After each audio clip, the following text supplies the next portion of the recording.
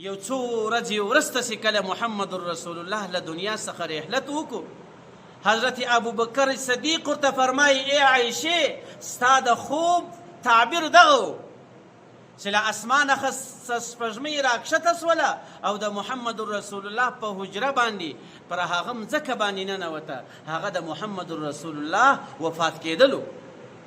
نبی کریم صلی الله علیه وسلم چې کله د حجة الوداع په موقع باندې 40,000 صحابه کرام ورسره دي.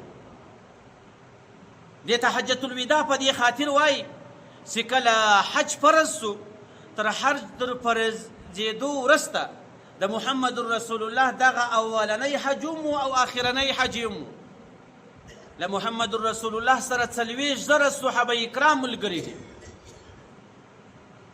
چې کله دی د عرفات په غونډۍ باندې د ذوالحجې د 9 ورځ ده، د عرفات په غونډۍ باندې چې له صحابه کرامو سره نبی کریم صلی الله علیه وسلم ودرېدی. په دې وخت کې جبرائیل علیه السلام د الله له طرفه څخه دا آیات را نازل کړو: اليوم اکملت لکم دینکم واتممت علیکم نعمتی ورضیت لکم الاسلام دینا. چې ای محمده، الله تعالی فرمایي اليوم، نن ورځ، اکملت لکم دینکم، نن ستاسو دین پوره سو، ما تاسو ته خپل دین پوره ورسوئ، خپله ذمهواري مې پوره کړې ده.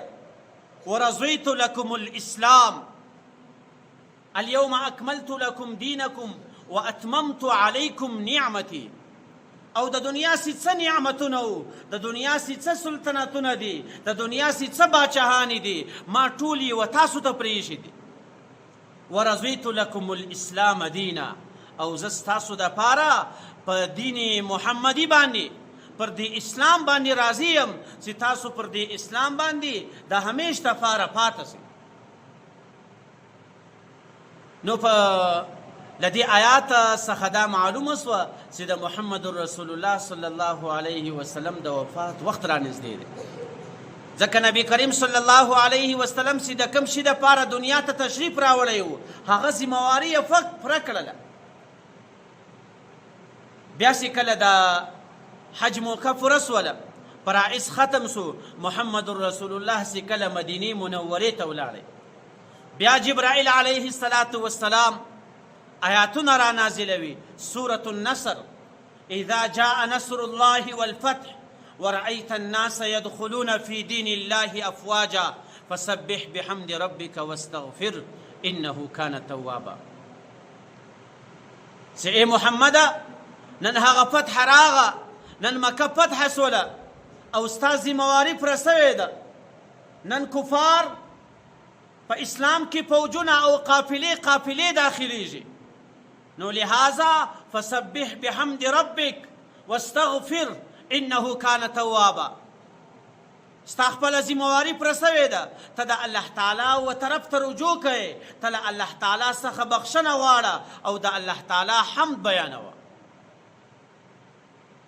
تر دې آیات کریمه وروسته سورة الفتح: انا فتحنا لك فتحا مبینا، چې کله دا آیات را نازل سو، دغه صورت چې کله پوره را نازل سو، نو محمد رسول الله صلی الله علیه وسلم و صحابه کرامو ته په یو خطبه کې فرمایي چې ای زما صحابه کرامو، ای زما ملګرو، الله تعالی و یو کس ته اجازه ورکړې ده و یو کس ته اختیار ورکړی دی.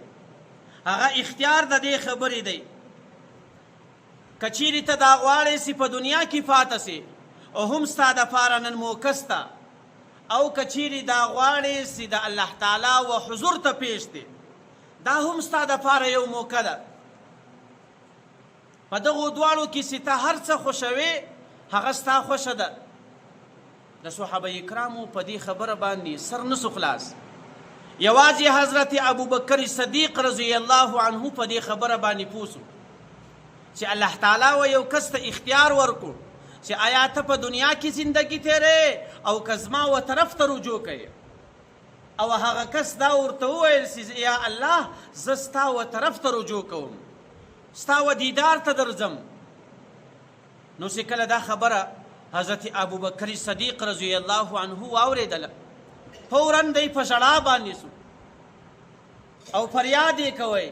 صحابه کرام ورته حیران دي چې تاسو ابوبکر ته وګورئ، محمد رسول الله خو داسې ساده خبره وکړه. هغه خبره ده چې الله تعالی و یو بنده ته اختیار ورکړی دی چې ته په دنیا کې پاتېږي او که زما و دیدار ته راځې. په دې کې د ژړا څه خبره ده؟ او حضرت ابوبکر صدیق ولې ژاړي او فریاد کوي؟